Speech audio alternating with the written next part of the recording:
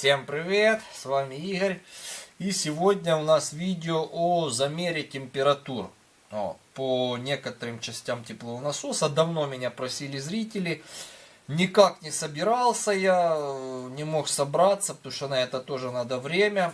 Думал, еще закажу вот этот пистолет, стрелялка, вот это вот, типа бесконтактный термометр. Что навел там, раз нажал. Но, как я увидел, он не очень точный, я его еще и не заказал. А самому стало интересно, какие у меня вот температуры, поэтому я замерил температуры по рекуператору. Там меня спрашивали вход-выход рекуператора, что он дает вообще по температурам там до него и после него по испарителю и по конденсатору. Замерил обратку и подачу с теплоаккумулятора в систему отопления по воде и по фреону. Какие там температуры. Мерил я, сразу покажу, вот такими вот датчиками. На них говорят Dallas. Dallas там какая-то еще цифра. Это он в термоусадке, как видите, да, а снизу это я просто фольгу не оторвал еще. Клеил я их к трубам своим, ну или там, где мерил, такой скотч, где он, сейчас я не покажу, у меня далеко. Скотч типа скотч такой в рулончике, только фольга, самоклеющаяся фольга, очень хорошая штука, она как бы ею хорошо клеить датчики, сама алюминий, вот этот вот алюминиевая фольга, она тоже температуру передает на датчик, то есть как бы со всех сторон датчик именно, довольно точные показания получаются, если вот так вот обклеивать, приклеивать датчик. И тем более эта фольга, она держит довольно высокую температуру. У меня даже к компрессору, который поднимается до 80 градусов и даже больше, приклеен датчик вот такой вот фольгой. И нормально, я вам скажу, держится, ничего не отклеится. Поэтому советую. Датчик лучше вот такие брать терморегуляторы, именно с такими датчиками. Это дорогие датчики. Получается, если брать вот этот вот весь терморегулятор, термометр, это не терморегулятор, это просто термометр, то вот этот датчик стоит больше, чем вот это все остальное. Вот это вот табло, под ним какая-то микросхемка, там еще под ним, видите, есть. Вот тут такая вот сзади она выглядит. То вот этот датчик стоит дороже, но он того стоит. У него плавно растет температура, а у этого вот этот датчик, вот это датчик, это негодный датчик, это такие, плохие, да, вот с такими не берите. Очень, он дешевый, но что он плохой? У него прыгает постоянно показания, прыгает, то есть, например, растет температура, растет, потом хоп, такой прыжок вниз или вверх, в плюс или в минус, там на градус, полградуса, даже до 2 градусов я видел эти прыжки прямо на моих глазах. Меня это не очень радует. Мне там говорили, что это из-за каких-то помех в сети, перепадов напряжений в сети. Но у меня стоят, одновременно работают и такие датчики. То на вот этом я датчике вижу, к этой колбочкой металлической, вот такие вот прыжки в плюс в минус, аж до 2 градусов, даже 2,5 иногда видел. А на вот этом вот Далласе я не вижу таких прыжков одновременно. Почему? Поэтому я все-таки склонен думать, что это зависит от датчика. Вот этот датчик Dallas, он маленький такой, я вам показывал, да, вот так вот он выглядит. То есть, без фольги, правда. Вот эта фольга, это я уже сам, не отклеилась она у меня. Так что советую, если будете покупать на тепловой насос терморегуляторы, термометры для контроля, а там их надо минимум 4-5 штук, придется их купить, то вот такими вот датчиками. Именно, намного точнее, они там чуть пускай дороже, но они точнее, не прыгают и там до десяток показывают очень точно. Так, дальше. Это я уже немного отвлекся, но тоже тема, это такой нюанс важный с этими термометрами, чтобы знали опыт. Так, что я замерял? Приклеивал я, начнем с рекуператора. Приклеивал я к трубе медной рекуператора испарителя.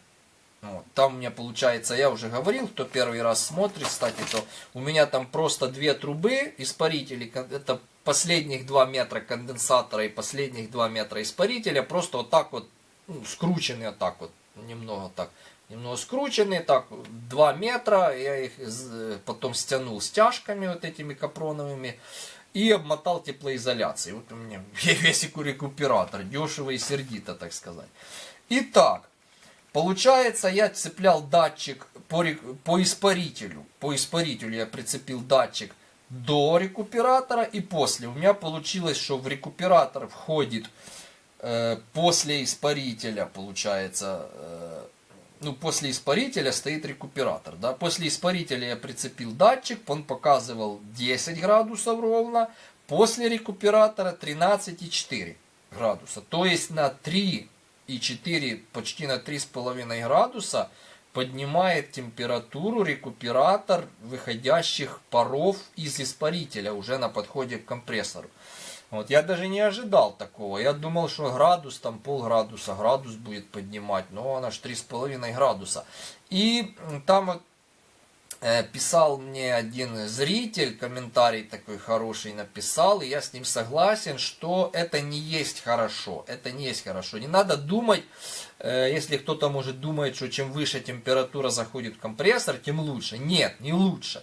Это получается температура, которую мы сейчас имеем с рекуператора, она не взята с воды.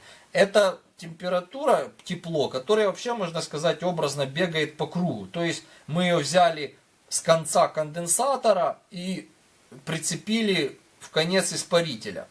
Где мы это взяли? У самих себя. Эту температуру не с воды, не со скважины. Это все равно, что, например, так объяснить, мы переложили деньги с одного кармана в второй. У нас же не станет больше денег. Мы просто переложили кошелек с одного кармана в другой. Это примерно то же самое происходит вот с этим рекуператором. Но есть и даже хуже нюансы. Во-первых, то, что компрессор, он же охлаждается парами фреона. И чем выше эти пары, чем хуже он охлаждается. Это естественно, да? И тем более, что я такое слышал, точно не знаю, что больше 20 градусов вообще нельзя в него подавать пары фреона. Иначе он будет очень сильно перегреваться. Дальше, чем выше температура пара, входящего в компрессор, тем она шире. То есть, шире расширяется, то есть сам газ, испарение этого фреона расширяются. Поэтому компрессор, он имеет свою камеру сжатия все время одинаковую, и захватить он может, получается, по весу разное количество фреона в виде пара. То есть, если фреон был бы немного холоднее, он бы его больше захватывал, чем когда он теплее и более разряженный, расширенный. Он тогда его меньше захватывает. Соответственно, опять же, он меньше охлаждается. И меньше прокачивает этого же фреона, что тоже не есть хорошо, потому что он работает более налегке, не нагруженный, даже номинал, наверное, не нагруженный. Я тут точно не знаю, тут больше кто понимает, разбирается, то пишите. Так что я думаю, что по испарителю я имею даже негативный эффект от этого рекуператора. Но я его могу, этот эффект, убрать. Просто хочу, кстати, сделать эксперимент такой. Просто рассоединить эти две трубки, которые скручены, размотаю теплоизоляцию, раздвину эти трубочки между собой, там можно это сделать, и впихну даже между ними эту же теплоизоляцию, чтобы не было теплопередачи. Хочу сделать такой эксперимент. Лучше ли станет для компрессора и вообще для, например, если результат будет положительный, если температура компрессора немного уменьшится, он будет больше прокачивать, больше охлаждаться. Я думаю, что от этого должна немного вырасти эффективность. Меньше перегревается компрессор, я уже могу больше надавливать температуру в дом. Я так думаю, это теоретически. Хотя тут надо еще... надо пробовать. Это я уже дошел, уже такие, знаете, теоретизирования, когда уже надо делать эксперимент. Тут уже теоретизировать, надо просто это сделать и посмотрим. Я этот эксперимент на днях, наверное, сделаю, надо время просто для этого. И понаблюдаю. Я знаю, какая у меня температура в теплоаккумуляторе соответствует температуре нагрева компрессора. Потому что у меня выключается мой тепловой насос по нагреву компрессора. Я одновременно контролирую перегрев компрессора, чтобы не перегреть его, и одновременно температуру в теплоаккумуляторе. Я это соотношение знаю. Если у меня будет меньше, то есть у меня уже достигнет, ну, в результате эксперимента, достигнет температура в теплоаккумуляторе, например, той же, что и было раньше, а компрессор еще не выключился, потому что еще не нагрелся до этой, то я считаю, что это будет положительный эксперимент, результат, и я таки оставлю. Ну, это надо делать, короче. Дальше, результат по конденсатору. Я то же самое отклеил опять эти датчики и приклеил на трубку конденсатора. Это трубка, которая выходит с теплоаккумулятора, фреоновая, заходит опять же в рекуператор, в этот переплет, и уже выходит на ТРВ. Ну, сначала на фильтр, а потом ТРВ. Значит, с конденсатор у меня до конденсатора по вот этой, что я рассказал, схеме 29,3. Это у меня выходит с теплоаккумулятора. А после рекуператора уже идет на ТРВ, ну, через фильтр, смотровое стекло, 25,3. То есть разница у нас тут 4 градуса. Вот если у нас по испарителю было 3,4 градуса, то у нас тут даже 4 градуса. Ну, я думаю, это нормально, естественно, то есть не нормально, а естественно, потому что тут идет жидкость, тут идет не пар, там пар пролетает быстро через испаритель, а именно в конденсаторе идет уже жидкость в конце, поэтому она больше должна, по идее, ну, показывает, да, что теоретически и так и практически получается 4 градуса охлаждения. Вот тут эффект нужный, вот этот эффект нужный, так как получается я доохлаждаю конденсатор, лучше конденсируется этот фреон, если он там еще где-то не сконденсировался. Поэтому уже доходя до ТРВ, у меня гарантированно фреон будет без пузырьков, без пены, нормально сконденсировавшийся и все такое, все такое. Поэтому вот здесь эффект нужен. По конденсатору эффект этот нужен рекуператора, то есть до охлаждения фреона. Опять же, этот зритель, который написал этот комментарий, тоже он советует, или он так сделал уже, я не помню, или он собирается так сделать, чтобы просто по испарителю ничего не делать, рекуператора не ставить, а по конденсатору, чтобы доохлаждать фреон, выходящий из системы отопления, из теплоаккумулятора или теплообменника, там уже не имеет разницы, можно доохлаждать еще одним каким-то дополнительным конденсатором. Но это уже будет не конденсатор, потому что там будет просто жидкий фреон, но просто уже добирать эту остаточную температуру, чтобы уже как бы тоже повышаем эффективность, потому что у нас как бы пропадает вот эти вот 29,3, я считаю, это много заходит у меня в ТРВ. Это пропадает температура, которую можно было бы где-то поиметь. Ну, например, у меня веранда, например, неотапливаемая, там поставить просто после конденсатора маленький теплообменник, маленький вентилятор, хотя бы даже кулер этот компьютерный. И пускай себе продувает, у меня в веранде плюс 10, это в лучшем случае, а так бывает, когда морозы опускаются и даже до 2-3 градусов, когда сильные морозы может даже и до 0 опуститься в веранде, поэтому пускай себя подогревал бы. Вот, если бы я вот сейчас так делал, то я бы так и сделал бы. Вот. Но по испарителю рекуператора я еще проверю, нужен он или нет и какой эффект. Но я думаю, что теория, практика подтвердит мою теорию. Вот такие вот результаты у меня получились по вот этому вот конденсатору, по испарителю, вот эта вот рекуперация, да, вот так что получилось. Теперь по теплоаккумулятору, по фреоновой части, вход у меня в теплоаккумулятор, ну это с компрессора вход 80 градусов, выход 29,3, ну это те же самые 29,3, что я и замерил по, ну это по фреону, вход плюс 80, выход 29,3. Вот, с теплоаккумулятором. Теперь по водяной части с теплоаккумулятора, вот самое интересное, это вода, по водяной части, да, это у меня идет на подачу 33,9, ну это я мерил, он еще работал, перед, уже можно сказать, выключением. Почти 34 градуса, и обратка 29,3. Обратка это, ну, теплоаккумулятор, вот, прямо выходная трубка, верхняя на циркуляционный насос, вот тут я приклеил датчик, и вход в теплоаккумулятор, опять с 2 веток радиаторов, тоже обратка, вот это я называю. Вот разница, мы тут видим разницу, да, 29,3, 33,9, это сколько у нас 4, почти 5 градусов. Ну нет даже 5 градусов.